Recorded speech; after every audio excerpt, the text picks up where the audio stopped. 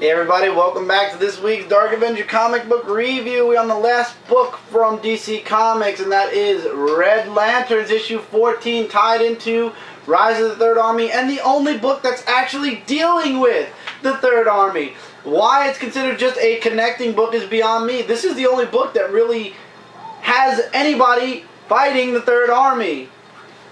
Yeah, I'm glad I started picking up the Red Lanterns again. I think I'm going to drop a Green Lantern book to keep the Red Lanterns. So, Atrocitus and the others, what do they call the guy now? Rancor? Oh. What's his name? They say his name a few times. But they're fighting the Third Army, and Atrocitus says it's in their eyes. And then he figures out that he could use his, oh god, what is this called? The napalm and burn right through them. And basically, if you hurt one, you hurt them all. So the Red Lanterns are victorious against the Third Army that attacks them, which makes the Third Army look wimpy, if you ask me. And there's only 2 more issues to go for each book before the Third Army is over with. So the other Green Lantern books better get their you-know-what's in gear and get moving, because there's only 2 more months worth of the Rise of the Third Army, and then we're going right into the Wrath of the First Lantern. Oh, wow. So Atrocitus brings back one of the Third Army men to examine on the Red Lantern planet. The Red Rings try to take off to find new hosts, but the power battery en route is not strong enough yet, or Yasmal is not strong enough yet.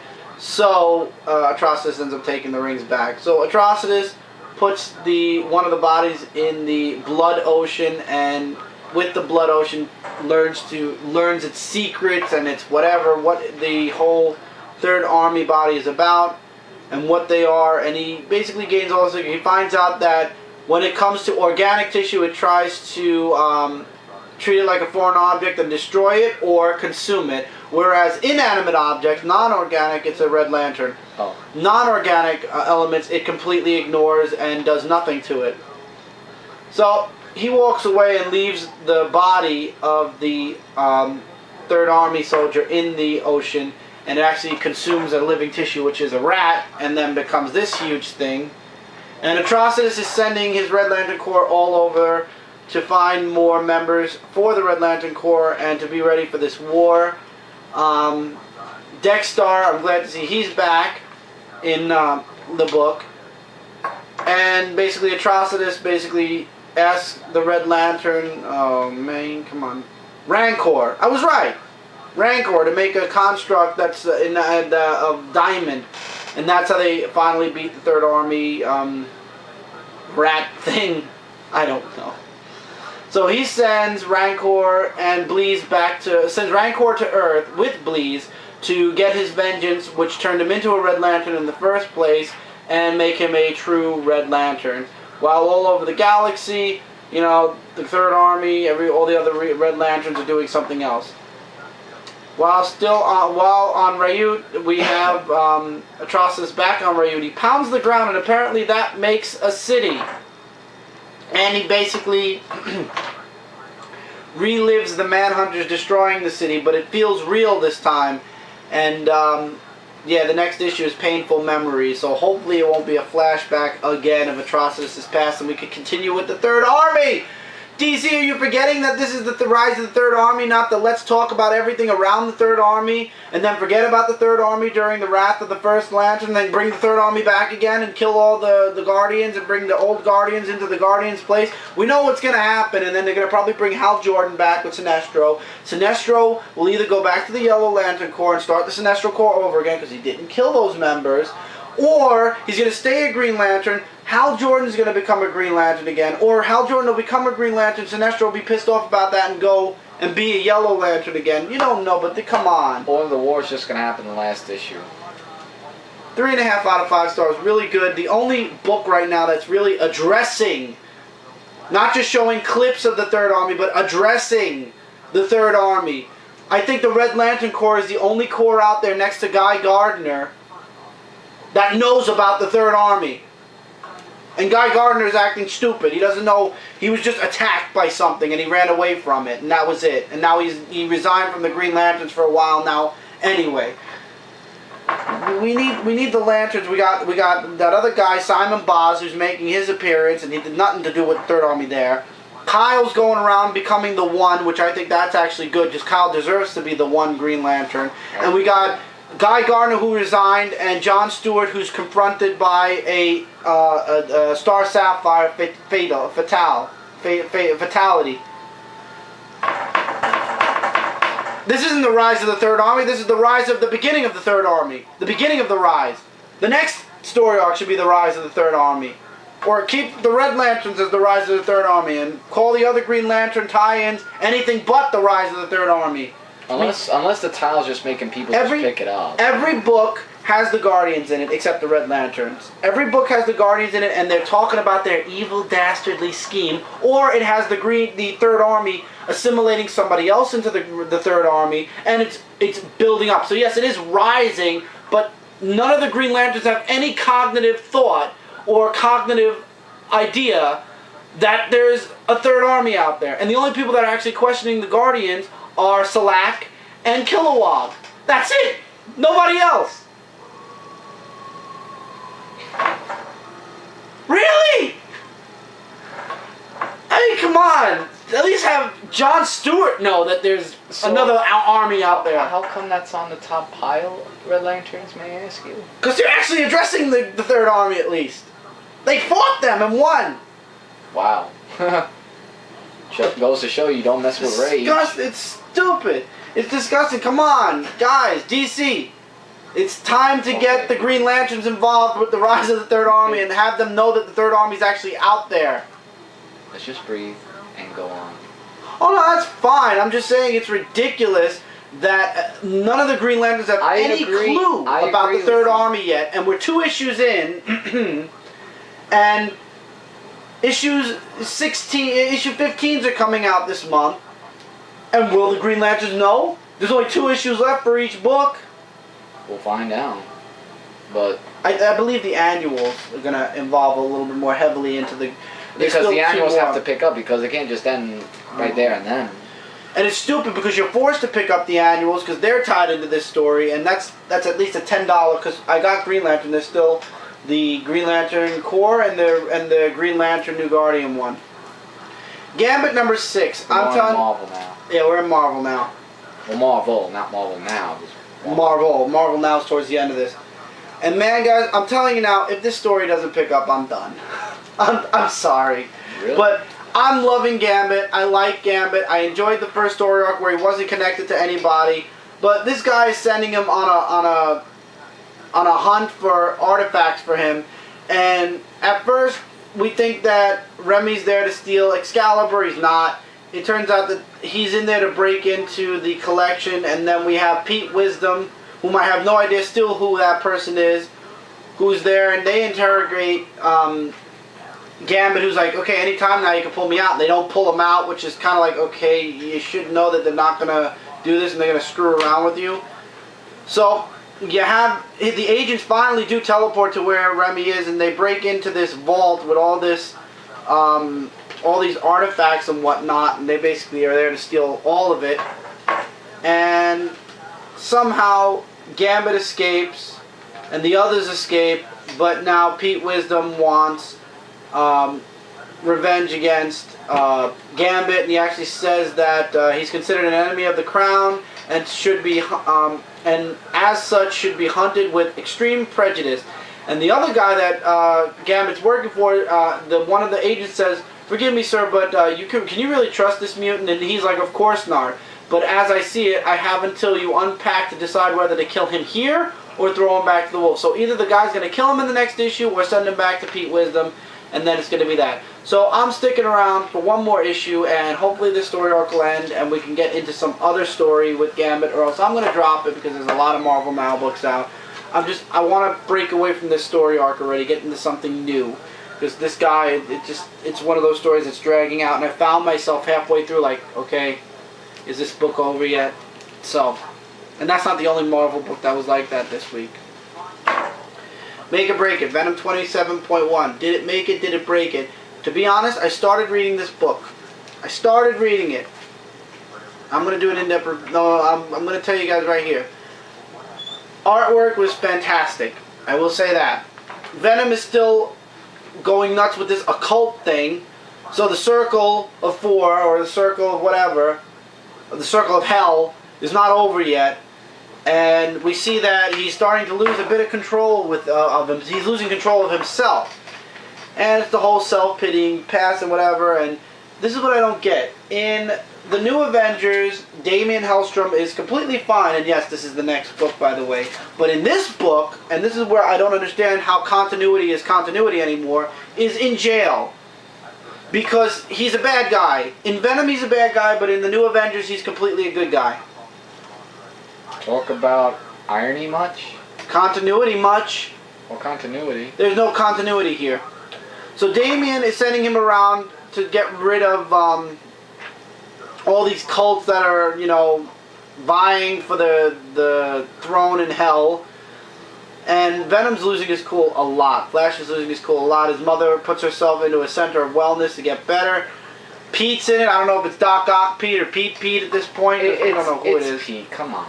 And it turns out somebody from Flash's past moves in back to New York. And it turns out it's this gay guy that he broke his arm. And, you know, he gave people nightmares. He gave him nightmares and stuff like that. So Flash goes to meet him. You know, everything's fine. And the husband of the guy's like, dude, he gives you nightmares. He did this and that to you. How could you just let this monster into our house? And he's like, look at him. If anything, I just feel pity for him. He's a broken down washout now. And, of course, he hears it. And up to this point, I'm like, okay, this is just... I'm going to say I'm dropping this book. Then something happens at this page where he apparently gets possessed, or something is possessing him, and he needs the suit, the Venom suit. Why? Turns out that now... the guy that he got from the beginning of the book, the cult guy, yeah, he goes and attacks him for no apparent reason. And he looks like Venom. Even though he has the circle of 5 thingy around his chest. He goes to visit the mom at the wellness place as Venom, with the tongue and everything.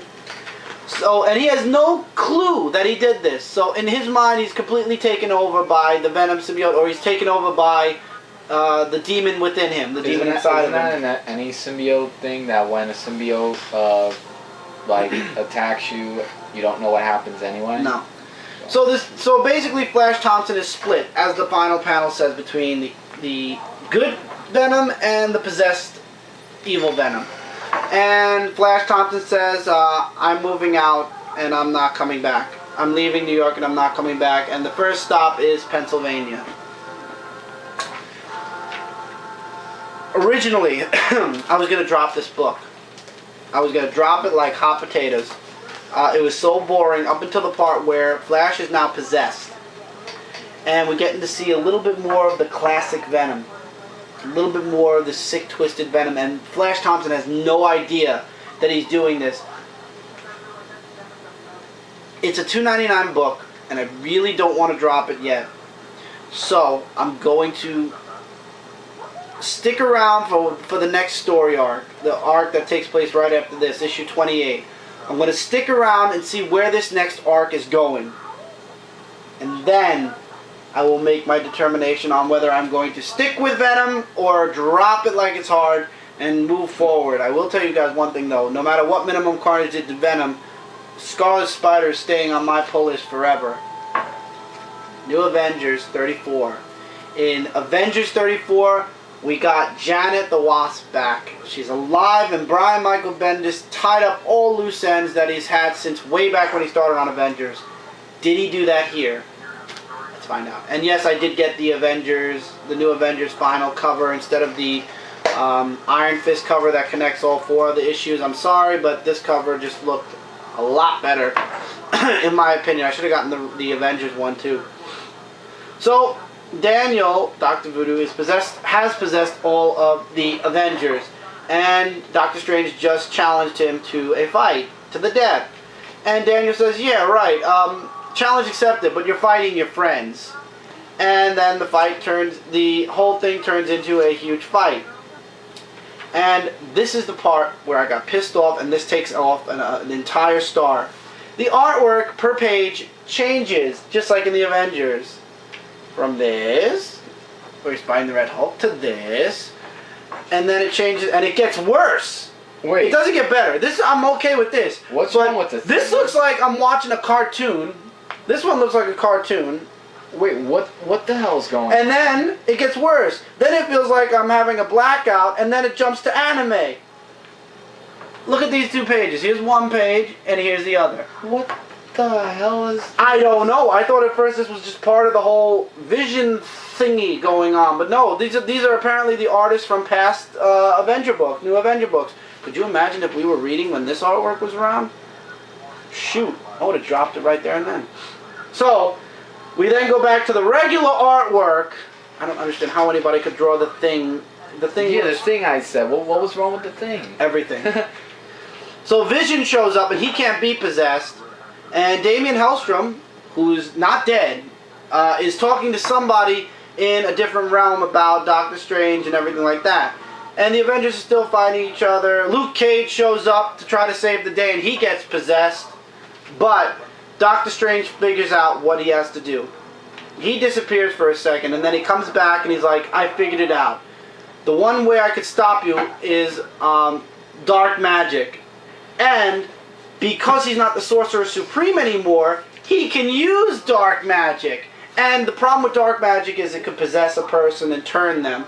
It doesn't do that with Doctor Strange. As a matter of fact, he's able to contain it and not hurt anyone, and Daniel gets banished forever thanks to Doctor Strange's black magic. Damien Hellstrom, along with the Agent One, show up, and guess what? Welcome back, Doctor Strange, Sorcerer Supreme once again. He gets the Eye of Agamotto back. Agamotto. Whatever. I guess. And he becomes a Sorcerer Supreme again. He gets that. He gets his classic cape back and everything. And the ending is, there's two endings here. First, Luke Cage sells Avengers Mansion back to Tony Stark for $5 instead of $1 and leaves the Avengers. He's no longer an Avenger, but if they ever need him, he says he'll be there. There's a memorial for Victoria Hand, who's gone. That was a character that Brian Michael Bendis introduced during Dark Reign. That character is no more. And then you get the big splash page of all the things that have happened in the new Avengers since day one. Both volumes, this volume and the volume before that. From Dark Avengers to Skrull Wars to the Civil War to everything. War, to the Heroic Age. And it turns out Squirrel Girl's going with them. And then this page is the big page. Luke Cage is no longer an Avenger, so what's he going to do for money? Heroes for Hire. So you can look forward to seeing that sometime in the near future in Marvel now. I promise you that much. So any of you Heroes for Hire fan are going to be very happy to hear that Luke Cage is starting Heroes for Hire again, possibly. You have powder on your shoulder. I do?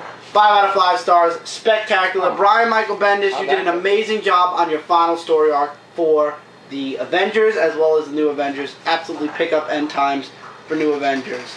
Oh my goodness, I did not know that. And next we have FF number 1. Uh-oh. How bad? 1 star. Didn't like... Now, I know a lot of you are going to say, Chris, you were going into this thinking you're going to hate it. You were going into it saying the artwork didn't look good. You were going into it making fun of this person. This book was completely boring to me. It's all the Fantastic Four looking for replacements. And Johnny Storm continues to be more shallow than he's ever been shallow before. He actually gets his girlfriend... Well, what is... I don't know. He just goes to his girlfriend, hey, we got this thing. You want to be part of this thing? And she's like, me? Sure, woo! Yay! Here's your new FF team. Yeah. And then, of course, Ant-Man doesn't want to do it at first because he's taking care of the children. Reed Richards says it's only for 4 minutes. What could go wrong in 4 minutes? And he's like, no, no, no. And then finally he says, okay. And the book starts off, the book ends right here where Ant-Man's like, Franklin, Val, you start. Teach me about the Future Foundation. And guess what? It starts off with Franklin and Val explaining the Future Foundation. So I know I was going into this book with a very pessimistic attitude. I know I said 2-1. I was not going to be holding on to this book. Yeah, no. Okay, well, your book's next, so don't take too long. No. I am glad I got the Mark Miller connecting cover. However, no. I will not be picking up FF anymore. I didn't like it. No. And it has nothing to do with the fact that it's FF related at all. I just, no. It's not my book. I didn't like it. I don't like the FF team. And I'm sorry, no. I'll be picking up Fantastic Four. If anything, I agree with what Brand said. You can check it out on Zone 4, where he said this kind of ruins Fantastic Four just a little bit. No. And I left out a lot, but you know what? Mike Spider-Slayer is doing an in-depth review, or somebody on Dark Avenger is doing an in-depth review of FF. Go there and check it out. I couldn't like it. Sorry. No. 1 star. And it's just my opinion. If you like it, go ahead. I kind of predicted you were going to make it 1 star, but going into now something better, this is now Marvel Now. It is Marvel Now. Well, it is Marvel Now. Yeah, right. I forgot. Come on. A+X, issue number 2, where it has... We're going into another part, probably. Rogue, Black Widow, and the next story was Kitty Pryde and Iron Man. So I'm going to make it short because I did an in-depth review of this as well. Yes. So we start with Natasha, who is at a salon, and a Sentinel attacks after she got a code 245 text message on her day off. Yeah. And as the Sentinel was attacking, artwork is good in this one, by the way. And then Rogue shows up, where she was actually expecting Captain Marvel, but Rogue says she's sort of like an Avenger now, and yeah, so they work together trying to fight off the Sentinel, and there's a power grid disruptor which she attached to the Sentinel, and she asks these guys over here about the tracking of the Sentinel. So Rogue said to Black Widow that she doesn't really know about the her technique and everything, and since she absorbs powers, like in this panel here where she kisses Rogue, and I thought that was woohoo, interesting moment there. And yeah, so Rogue gets Black Widow's powers, and they defeat the Sentinel, and as they were both at the salon, they got another code 245, and they just dropped their phones in the water. I thought that was... said, "You're right." And I thought that was funny. And then we get into an interesting, sort of interesting, next story of Kitty Pryde like the artwork. and Iron Man. He's not... I didn't like the artwork, and I'll show you where I didn't like the artwork, especially. Oh, I was... Oh. Is it... Where's legs? Come on, where's legs? I know she Leg. No, where was it? Yeah, sorry guys, just give me a minute. I thought the artwork was good, by the way. As well. Not a fan of the artwork. I'll see it eventually. But yeah, but it's Kitty Pryde. Iron Man. Yeah, Kitty Pryde and Iron Man. Yeah, where you going? Oh, I'm sorry. Kitty Pryde and Iron Man. See what you do when you... Come on, let's go. She has... Yeah, Iron Man... Well, Tony Stark wants to hire... I like the background where it's all the Iron Man things. Yeah, he wants to hire Kitty Pryde to work for him. And he shows a new thing that's going to slim down America. Kitty Pryde sneezes into that, and these Brood Warriors come out, which is bad due to her pregnant thingamajigger that happened months ago, and I laughed at that too. So as the Brood Warriors, meaning find the armor, they get electrocuted, so to say, and they did make a Superman reference, which I won't mention again because he doesn't like that part. Superman had me. Yeah, and then we just said sound swell. I thought it was a line from the Superman movie, so to say. And that's it. So next issue is going to be Gambit and Hawkeye, along with Storm and Black Panther. So I'm looking forward to this. I give this a 4.5 out of 5. It was really good, and it's recommended to pick up. And Yeah, And it's with- A plus X. With 3 minutes left, I don't believe this. We're actually going into a third part. Thank God I'm not doing a digital review this week. Thor, God of Thunder, continues with the ever so loving, non-stop internal dialogue, which is going to push so many people away. I just see that happening with the tons and tons of internal dialogue. And for those of you, such as myself and Steven during the live cast, everybody wants to see more of old Thor. And you're not going to get that in this issue. You see the cover where it's young Thor? That's the whole story. Young Thor, where he finally meets the God Butcherer, and yeah, there's a nice horse that looks like Pegasus. Basically, they're on Earth, and he's with Vikings, and he goes after the God Butcherer, and it turns out it's this poster's like everywhere, and it's driving me nuts now. It's this guy. We finally get a face to put with the name God Butcherer, and his first fight against the God Butcher, and he doesn't fare too well. And let's not forget also, he doesn't have Mjolnir yet. So the fight ends where Thor actually is saying, where the God Butcher long fight happens. I'll probably in-depthly review this at some point next week. He's like, what are you a god of? War, this, that, the other thing. And then he's like, could you just tell me, what kind of a god are you? And he says, thunder. And boom, that happens. So him and the God Butcher fall. We then jump into present day. There are only tiny boxes, approximately 3, of future Thor. Present day Thor, future Thor is in a tiny box here, and then the past Thor all together here.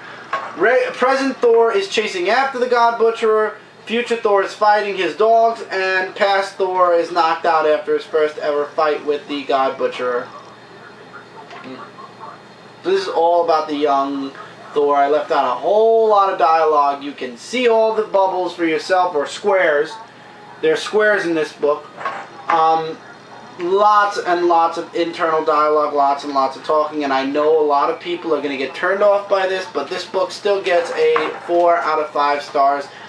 You know what? They took away the old Thor, which everybody wanted, so a 3.5 out of 5 stars from me.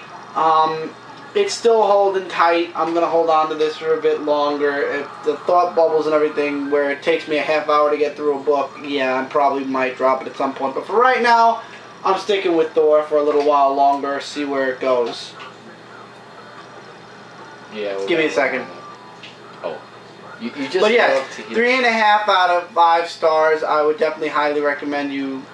No, not highly. You just love to hear that. I wouldn't highly recommend you check it out. I leave it up to you. Check it out at your local comic shops. I guess I gotta get up and go. I guess it just depends on your taste in comics. Come back. We have 3 more books to do, and 2 of them are really awesome. I don't know if a lot of people aren't liking Mike's book, but Mike has 1 more. I have 2 more. See you guys in part 3, where we'll wrap up this week's worth. The books is good. I won't have to rush the ending. See you guys there.